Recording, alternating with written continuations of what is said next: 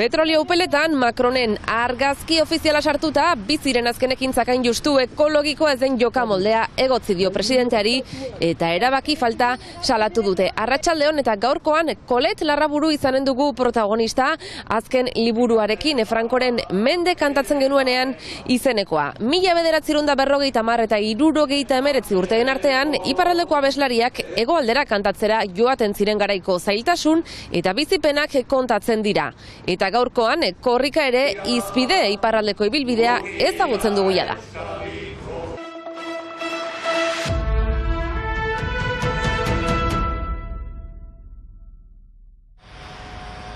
Bizi mugimenduaren ustetan, Macron presidenteak ez du nahiko egiten ekologia babesteko. Frantziako estatuko presidentea aste honetatik aurrera Europar Batasuneko Kontseiluaren burua izango da. Eta plataforma ekologistaren aburuz, jarrera berdinarekin jarraituko du. Energia berriztagarrien alde, ez du gauza handirik egin, orain berriz heldu gira nuklearraren aldeko diskurtso batetara. Alta hitzeman zuen nuklearraren lekua txipituko zuela, Frantziako elektrizitatearen ekarpenaren multzoan, txipituko zuela nuklearraren partea, ez duelakorik egin. Ikatz zentralen lekua txipituko ere zuela hitzeman zuen, hor ere ez du deus egin. Biarritzeko Europa biribilgunean egindako prentsaurrekoan, biziko kideek ez dute soilik Macron presidentea kritikatu. Berotegiko efektuko gasen euneko 50 lekuko elkargoek isurtzen dute. Zuzenki edo zeharka. Nahi baitu beren zera garraioari buruzko politikaren bidez eta hartuzen diren erabakiaren bitartez. Euneko 50. Aniz da, beraz badute zerbait egiteko hor. Baina biziren ustez bada larriagoa den gai bat, azken asteetan berriro ere eztabaida gai izan dena. Abiadura handiko trena hain zuzen ere.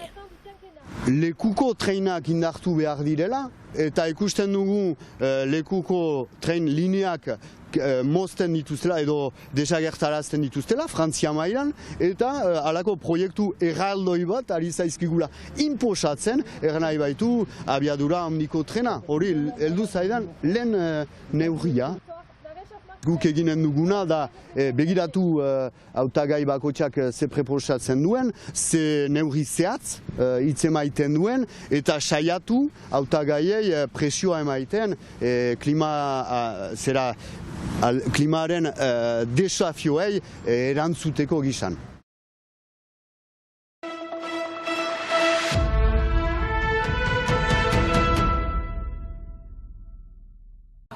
Ezagutzen dugu dagoeneko korrikaren ibilbidea Ipar Euskal Herrian, apirilaren 4an sartuko da eta berriro 9an.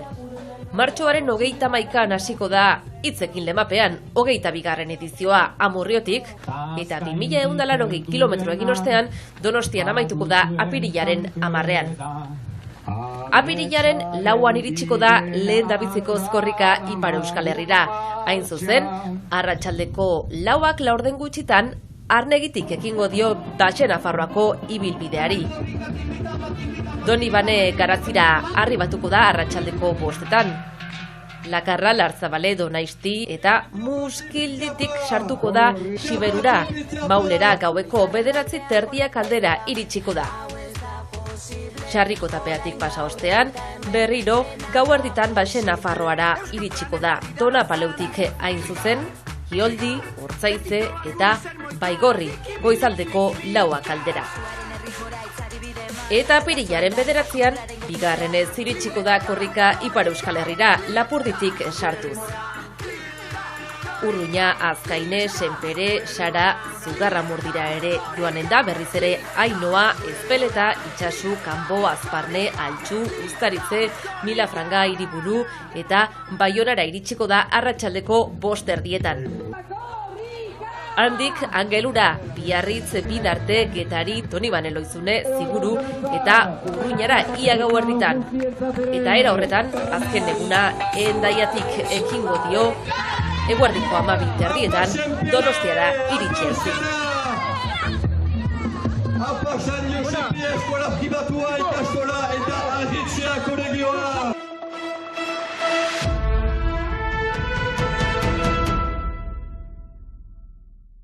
Euskadi bakarra da, gurea berria, mugia Euskadiko gazteri berria. Herrialde baten historia haren abestien bidez konta daitekela uste dute askok. Uste horretan oinarrituta idatzi du Kolet Larraburuk bere azken liburua, Frankoren mende kantatzen genuenean. Nahi kezue, eran liburu hau idatzi dutara gazteak ere historia ikas dezaten.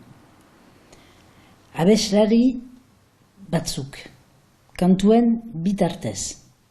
Ez bazuten euskara inposatu, ez ginateke oraingo egoeran.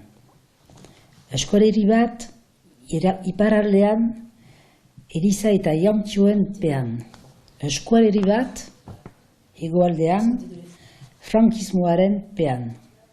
Zentzura, beldura, mitraile eta guardia zibilei aurre egin behar. Hainbatasunez lotuak daude John Bez, Amerikar abeslariarekin, eraiten zuena, bortizkeriarik gabeko armarik indartzuena kantua da. Euskalduna izeta, Euskadi dut maite, orkatik arzelara, ere maren haute. Euskalduna izeta, Euskadi dut maite.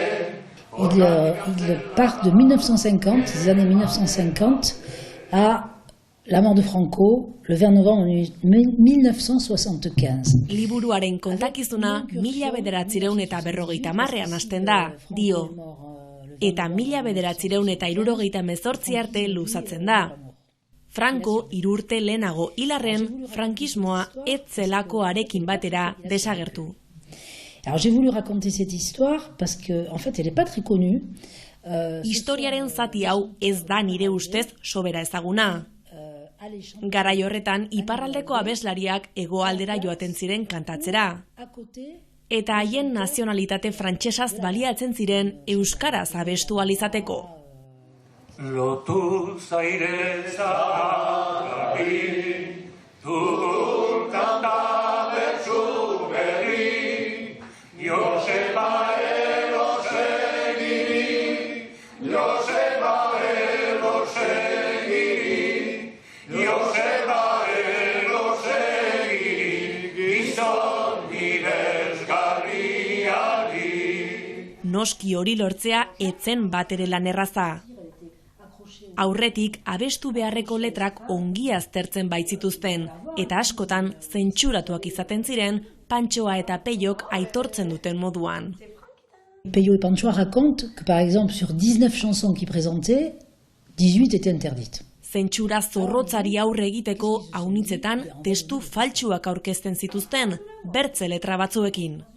Eta gero, ikuskizunaren unean euskaraz abesten zuten, horrek suposatzen zuen arriskuarekin.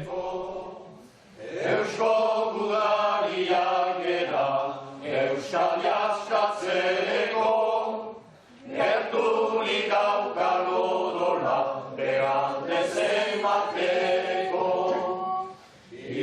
Ces paroles des chansons, c'est pour ça que j'ai voulu écrire ce livre, pour transmettre aux jeunes générations, elles peuvent paraître violentes. Elles l'étaient. Mais il faut les lire sous le prisme du franquisme. Garai horretan idazten zituzten kantuak akitz bortitzak izaten ziren, baina orduan bizi zuten egoera kontutan hartuta ulertu behar dira. Itziarren semeak adibidez Arrizabalagaren kasua kontatzen du, eta bertan tortura bat deskribatzen da, azken finean garai horretako errealitatea baitzen.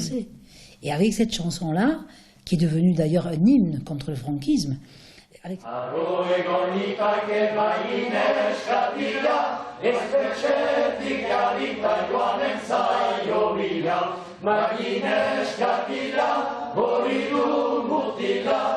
Nio salatu baino nahiago du dira. Amaitu dira beraz Euskal Herriaren edertasuna deskribatzen duten abestiak. Orain, bizi eta salatu nahi dutenari buruz idazten baitute. On va chanter ce qu'on veut dénoncer, c'est-à-dire la torture, l'oppression, l'exode de l'ICB nous parlait aussi, tu vois. Liburua aurkezten ibili da Colette hainbat abeslarirekin batera. Eta historia kontatzean abestu ere egiten dute. Gainera, bertaratzen diren guztientzat letren kopiak prestatzen dituzte. À Baïuri, je pense que ça a été le souvenir que les chanteurs et moi nous allons garder comme le plus précieux. Baigorrin egindako aurkezpena bereziki ongi gogoratzen dugu, dio. 130 bat pertsona azaldu ziren, horien artean gazte haunitz eta galdera pila bat egin zituzten, baita abestu ere. Benetan izugarria da ikustea liburuan azaltzen diren kantu hauek biziraun dutela. La chanson vit, parce que c'est ça, la chanson elle survit à leurs auteurs, et ça c'est formidable. Beraz, liburuan azaltzen den kantu horietako batekin agurtuko dugu gaurko saioa. Ikusentzuleok, bihar arte. Etor gurekin, denek ergarrekin, badugu zer egin. Gu ez dira kontzatzen, etsaian unazten, handak udukatzen. Gure ondorez da ondasunez, gure izainez, dira degozez, elkartasunez.